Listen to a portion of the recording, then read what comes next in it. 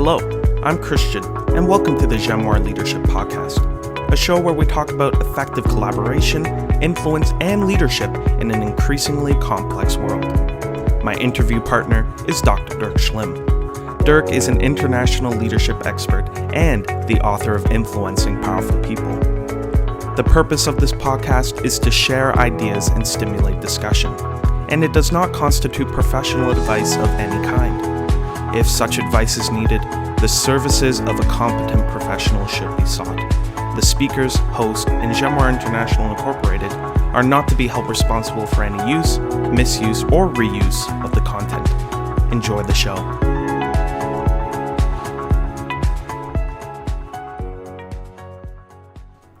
Hello everyone, welcome back to the Jamoir Leadership Podcast. I'm your host Christian, and I'm so glad that you're joining us. Today, Dirk and I are very excited to bring you another two-part interview series with a guest. We are very excited to welcome onto the channel Arne Wohlschlegel, the President and Managing Director at Siemens Energy Canada.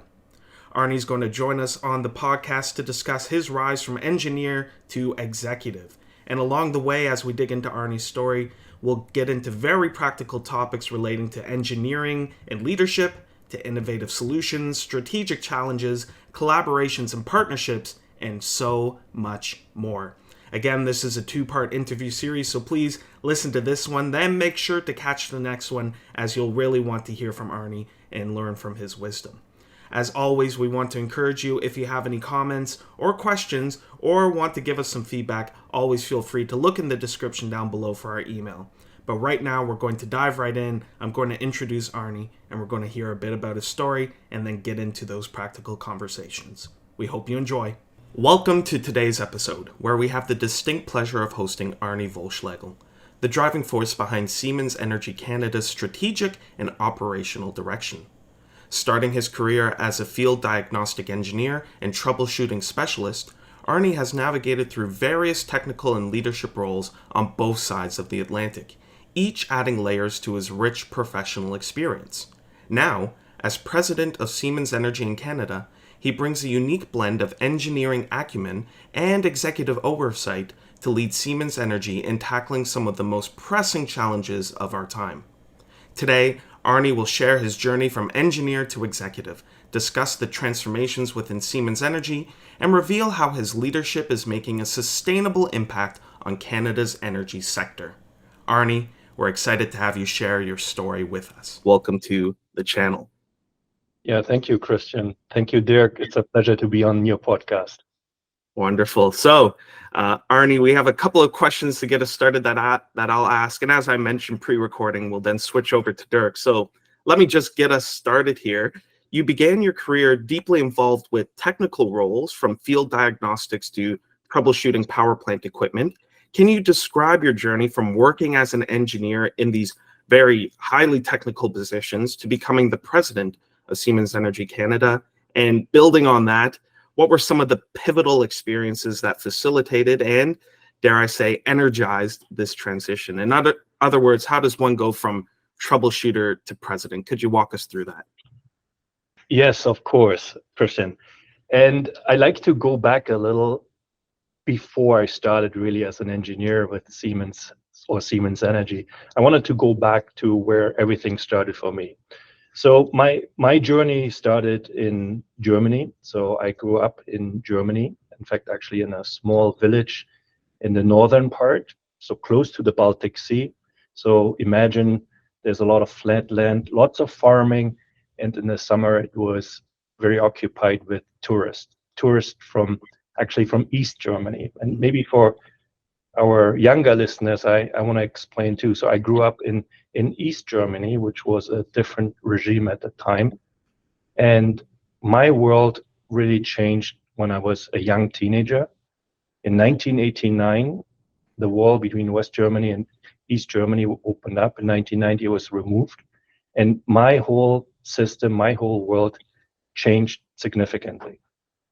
And I think that's important because it helped shape who I am. And maybe if I go a little bit deeper into this, is I was in school back then, and the school system all of a sudden changed almost overnight.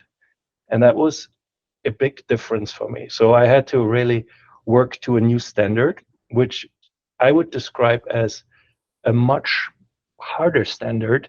And I had to really pick up my game and learn very hard to get back up to speed and up to the same level. So this was my school experience.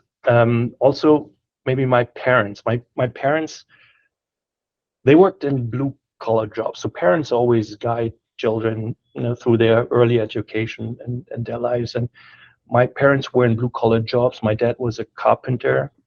So in Germany, we have this profession called Zimmermann. Dirk knows that. So when you picture these old German houses, the traditional wooden framing that you see, especially in southern Germany, that's also relevant in the north. That's what my dad did. So he worked in that field. My mom worked in an old folks home, and she was in an office assistant. So and very early on, of course, they instilled those values of hard working. So there's things they said in German that translate into, like, when I say ohne Fleiß kein Preis, Dirk probably knows that. Oder hast du, kannst du, bist du was? That means, like, you really have to focus on what you do and work hard to become something. And maybe there's one thing that I really thought about more that was taught to me by my dad, and that is to anticipate.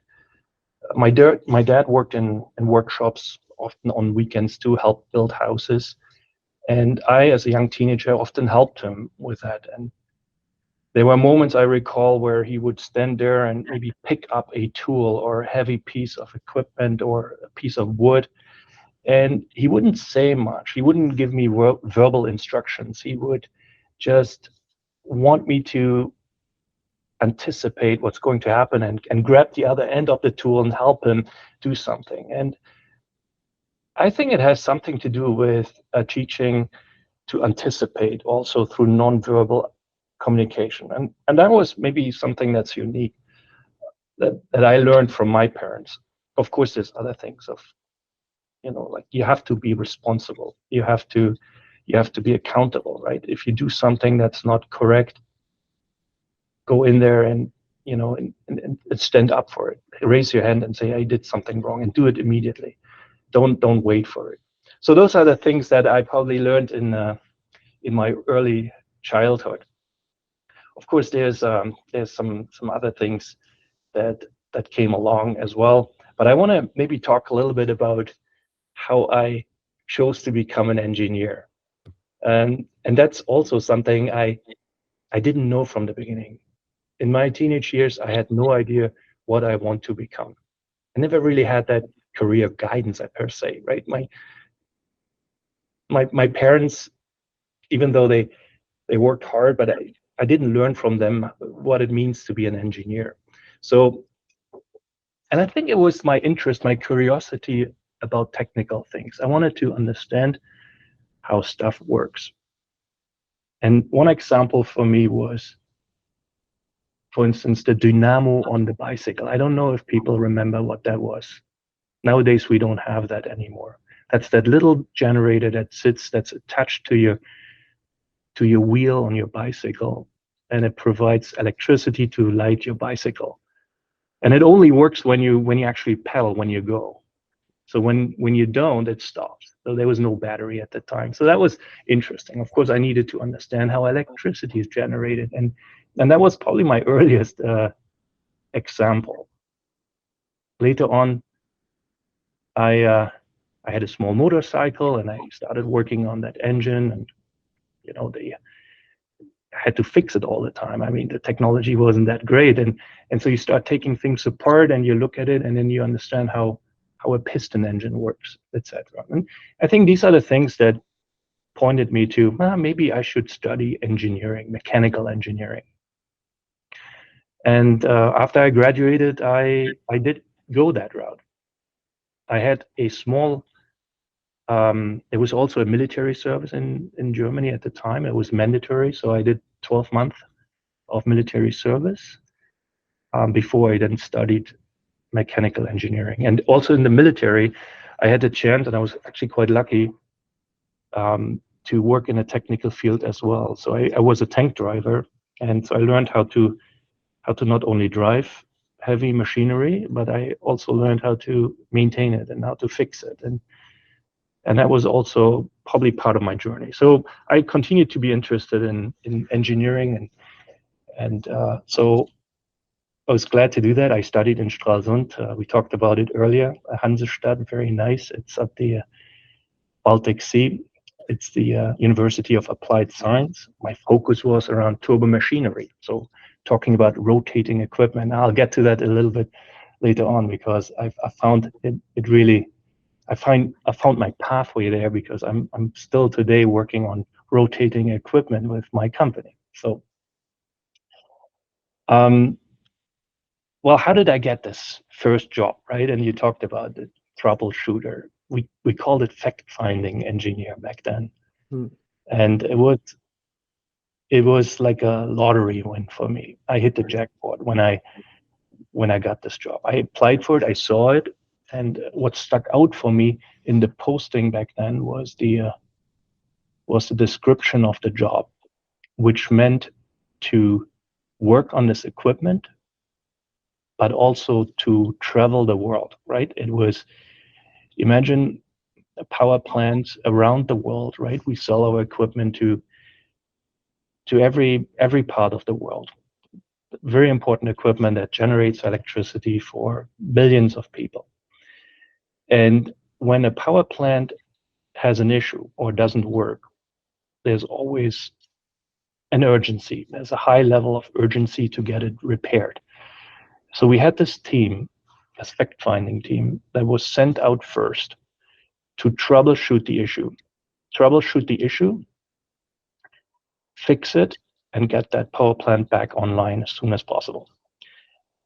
I was intrigued by that role, mostly for the travel. Like, growing up in East Germany, I didn't get a chance to travel much. In fact, actually, my vacation was all in East Germany. I basically spent it on the Baltic Sea. My grandma, she had a friend in West Germany, of course, could travel. And so I always saw the nice postcards that were sent back home to my grandmother. And when I visited her, we went through these postcards, and I could see the different places of the world. And that was fascinating, right? To see other parts of the world. And it kind of started my curiosity about learning more about the world. And so when the job came in, this was just like I said, hitting the jackpot. And sure enough, I started the job on day 2. I was in Dublin, and day 4 I had to go to Brazil, and so on. I saw many different places in a very short amount of time. I mean, I did this job for the first 4 years in my career, and learned a lot. So maybe I can, if I had to summarize it too, because this is a very important first job that I had, is the learning curve was so fast. I learned 2 things. I learned how to be mobile, how to travel very, very fast, right? You get the call. Basically, can you leave tonight to be in Brazil tomorrow, as for example? And that was one thing it can disrupt someone's life. It's not made for everyone, but I was young enough to enjoy this. And the second thing is to work really focused. There's a lot of tension and stress. You can imagine when you arrive at a power plant somewhere that is not working, and a power plant provides electricity for hundreds of thousands of households. So there's a sense of urgency to get it repaired as quickly as possible. Our customers would lose money. You can imagine there's higher management, senior management, insurance companies that all come in, and they want to understand what went wrong, what does it take to fix it, how much is it going to cost. And so when you have that type of pressure coming onto you, but your task is to problem solve something, you have to learn how to be really focused and work under stress. And I think I learned that in my engineering years early on in my career.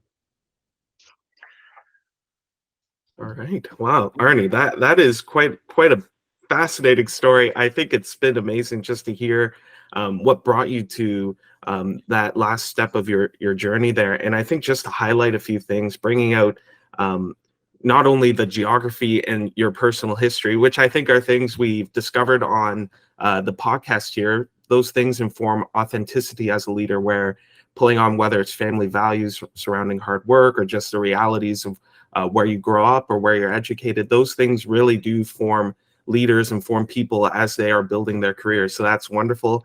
And I will mention as a side note, being a tank driver, I hear Dirk's stories of his mandatory service being a radio operator. I think tank driver is a bit cooler. So that's wonderful to hear. But let me just build on that, and then I'm sure Dirk can pick up on a lot of those points in his questions. I have a follow-up where just moving from engineering to a leadership role, it often requires significant shift in focus and responsibilities. You talked about being very technically minded and wanting to find out how things work and breaking things apart. You didn't mention putting them back together, but I assume that was part of the process there.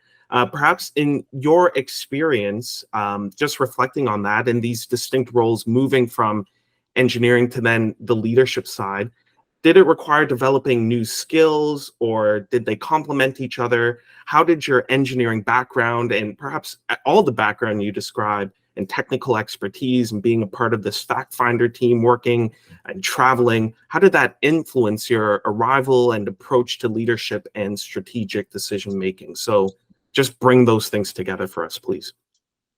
Yes, these are really good questions, and I like to maybe explore it from a few different angles as well.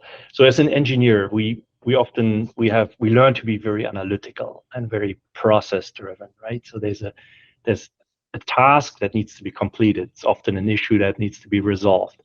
So you're taking that analytical mindset of, okay, starting to analyze the situation, and then we do tweaks, right? Tweaks to a solution, and we, to the inputs, and we get different outputs. That's how we think as individual contributors often.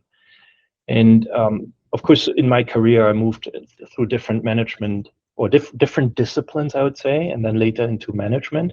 And the thinking and the approach really started to change. And the one thing that I thought that I learned early on in my career is when I moved into management and I had to lead a team, it was important that you focus not anymore on your own outputs. It's also you have to start looking at your team and the team KPIs. And it's not more about solving the problem. Team members come to you with issues, questions, and you're not, as a manager, I had to learn not to give the answer, right? So it's like you immediately want to go back into that problem solving mode, be the engineer, and start working like that. No, it's not about that. It's about guiding, and it's about asking questions, and it's helping the team to arrive at the solution. And that is something that took some time to get there, right? Naturally. Like even today, sometimes I have to remind myself, hang on, Anna, I know you want to solve this right now, but there are people in front of you that probably have much better idea of what the solution could be. So why don't you just step back and ask some questions first, understand it, try to bring in the different perspectives, and then have the team arrive at the solution. And I would say 90% of the time, the team already has an answer for you, right? So so that's what I had to learn. Of course, my perspective changed as I went on and worked in different disciplines, right? So from technical roles, I made a switch into also marketing. So and that happened really because I really enjoyed working with clients. I like working with customers, right? So I found myself early on. I evaluated what I like in the job and what not, and when I look at the engineering task and being very analytical, I saw I'm not like someone that sits in front of a computer and does create a new design of something. That's not me. I much rather talk to a customer about the product, about our services, and understand what we need to do from a commercial side, also to make an asset better, an energy asset. How do we improve it? And so I was still in the technical role, and I went along with some marketing folks, or let's call it our commercial side that negotiates contracts. And while I traveled with them, my task was to explain a product or explain the technical features and the benefits of something. And when I did that, I quickly realized, hang on one second. I mean, I can also do the marketing. I can learn how to do the marketing job. And sure enough, that became my path. And now I'm on the commercial side, and I learned how to put a proposal together. I learned what an EBIT is, which as an engineer, I didn't really think about cost too much. Now we did think about cost, but maybe all the commercial aspects, how to put contingency calculations together, etc. That is something I learned much later. But going back to your question, so you work in the different disciplines, you get a different perspective. That really shapes your approach on how you lead a team, right? It's leading a team of engineers is a little bit different than leading a team of commercial disciplines, etc. And for me, it always came back to, at the end, working with customers, right? So you work in service. There's a customer asset that needs to be built, that needs to be serviced, and everything you do is like you round up your let's say your guidance there for your team. Okay, no, Arne, that's great to hear, and I think that ties in. Dirk and I have previously spoken about how sometimes in leadership, speaking quote unquote multiple languages helps, where you're able to understand the technical side, but then you're able to bring that technical side and understanding to them marketing, or in your case, most importantly, to the customer face to face, where those are important skills. Where I think, Dirk, we've gotten this as people. We speak to leaders who start in their technical fields, bring that expertise. But I think, Arne, you highlight perhaps a challenge there where when you're confronting these technical problems as a leader, your mind might shift to, how do I solve this as an engineer? But your job is to manage a team, lead a team, and speak to customers and all those facets there. So that's really interesting to hear all those things connect. And it certainly brings out different realities when it comes to your journey and how that relates to being in a position of leadership and all the different disciplines you find yourself in. So there's a lot to unpack here. So Dirk, I think this is the part of the show where I sit back, I take out my notepad, and I hand things over to Dirk to really dig in deep, and then I'll come back at the end for some advice. So Dirk, Arne, take it away, please. Yeah, so now we have to have a second podcast, Arne, where we talk about how you grew up in Germany and what that meant, and the dynamo and the tank driving. So we'll do that. We'll do that another time. Would love to chat more about that and reminisce a little bit. But let's move into the here and now. And I think you really explained how engineering is about problem solving. Sometimes there is a little bit the switch from how does it work to what does it do, right? The customer is often more interested in what does it do for me? Not, I know you want to tell me how it works, but I want to know what it does. That's certainly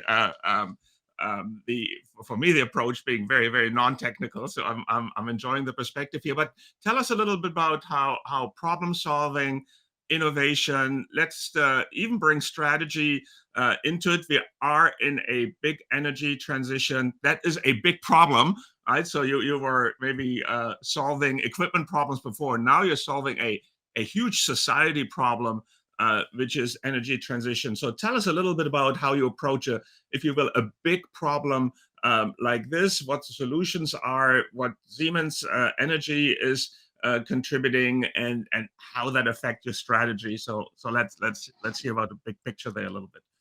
Yeah, Dirk, that's also problem solving, and it's not the problem solving on the product level anymore. Now we're switching into, as I have in leadership positions, the problem solving is another one, right? And at Siemens Energy, we talk nowadays about the energy trilemma, right? The trilemma of having clean power, like sustainable solutions, being reliable. So the grid and the electricity needs to be provided reliably, and also being very cost effective, right? So and that is something that's our company challenge, let's say, or it's an industry challenge, I should say, even broader. And it really started not too long ago, just a few years ago. I mean, if I go 10 years back, we didn't talk about this, right? It was actually, the energy sector was in a very different state, I want to say, right? We did see it. I want to almost describe it now, if I look back, as it was rather depressed, right? So there was only a very limited new construction of energy projects. Everything was going pretty steady. It was always the conventional technology. And when I say conventional, I talk often about generation technology that had carbon emissions, but it also had, we also work in the nuclear space with our steam turbine portfolio. So, and then there's wind. Wind came on, and solar. These were the first early renewable technologies that were deployed. So then over time it shifted, right? With a greater focus on climate, societies really demanded different solutions. So at Siemens Energy at the time, and maybe it's good to also talk about our company background, we were part of a very large conglomerate, right? The Siemens AG, the Siemens Group, that had very broad product portfolio, from healthcare, mobility, building technologies, energy management, we had, and then the generation side. So when Siemens Energy carved out from the Siemens AG group, that was in 2020. Of course, it was planned probably a few years before. The thought was we needed to be independent to tackle these challenges around climate and energy of the future. And having an independent company that can do that was very important. So think about the R&D investment that goes into the R&D decisions that need to be made for large, multinational conglomerate, right? Where do you invest your R&D? Is it in energy? Is it in healthcare? Is it in mobility? All these businesses were competing for it. So now being an independent company, we can now really focus on energy, and that was a big change for us. Actually, that's also the change that propelled me into the leadership position for Siemens Energy. In 2020, I was appointed to be the country CEO for Siemens Energy in Canada. So my role started in March 2020, and this is just maybe a little background information. March 2020, you know what happened in March 2020 to the world, and so this is how I started. Now, coming back to your question, Dirk, so the strategy for us is very important. We launched the company in 2020. We spoke to the financial analysts that wanted to give us some guidance. We wanted to get some guidance from them. What do you want to see from this new company, Siemens Energy? And of course, they gave us three things. One was, okay, you have to prove yourself out. So make sure you have your cost under control. As a publicly listed company, that's what shareholders want to see. Be predictable. So when you say you do something with your forecast, you better come in at what you say you're going to do.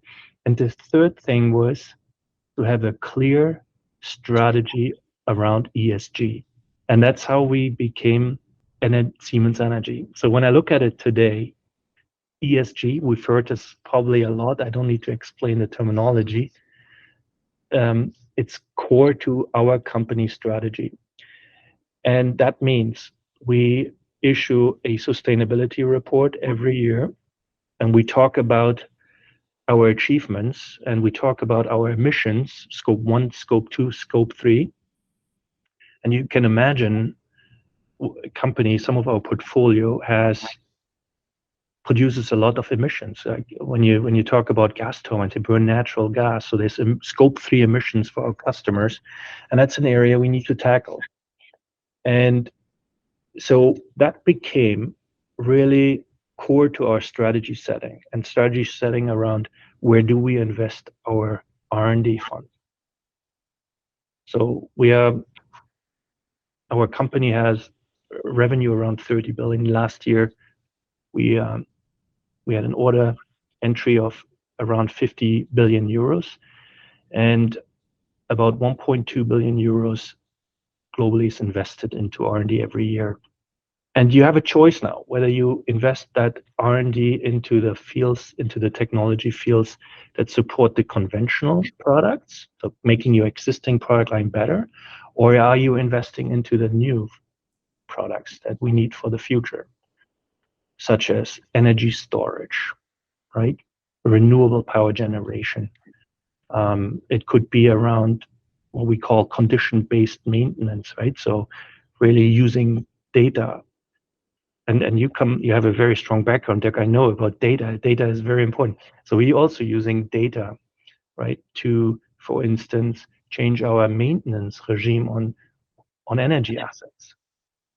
Let the data tell us if an asset needs maintenance versus what we've done historically, which is go every year or 2 years on a scheduled annual basis and do replacements of components. So these are just some examples. I mean, we're also big into hydrogen, right? I can do a podcast on just hydrogen alone, because this is a future pathway that we see very important when it comes to decarbonizing like our energy system, and not just for power generation, but also for other sectors, right? And so these are decisions we're making now.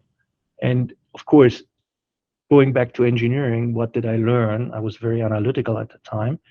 It's still very important to have that analytical mindset that we are really looking at data. What do our customers want? What does society want? What do our stakeholders want? What does an ESG company need to do? And then we're putting the strategy together. That's still part of our role. So the analytical skills come in handy. Arne, and that's fantastic. And so now I'm editorializing something in the open that Christian warned us off would happen. But you can see the power of focus now that you're an energy company. I think that allows you to focus. But even within that narrow focus that you have, there's tremendous complexity. Right, competing demands, competing requirements, a lot of ambiguity, and the question is, how do we solve that? And so often people talk about the dilemma, but you talked about a trilemma, right? It's even more complex. And then your discussion on ESG, I actually want to come back to that, but just quickly. So we're talking about here environment, social, and governance issues. That's what ESG stands for. All right, I'm going to jump in here and put a pause very quickly. Thank you so much to Arne already sharing a bit about his background, getting into the conversation with Dirk about innovation, challenges, ESG, R&D, and so much more. Very practical information that we're getting from Arne. But we're going to make this 2 parts, as I said, so please, already uploaded right now is part 2 of this conversation. So refresh the app, whatever you're listening to, and part 2 should be available for you. You won't want to miss that. Dirk and Arne are continuing the conversation. And as always, I'm grateful to jump back in at the end and ask some questions for new and aspiring leaders. But that's in the next edition. Hope you check it out.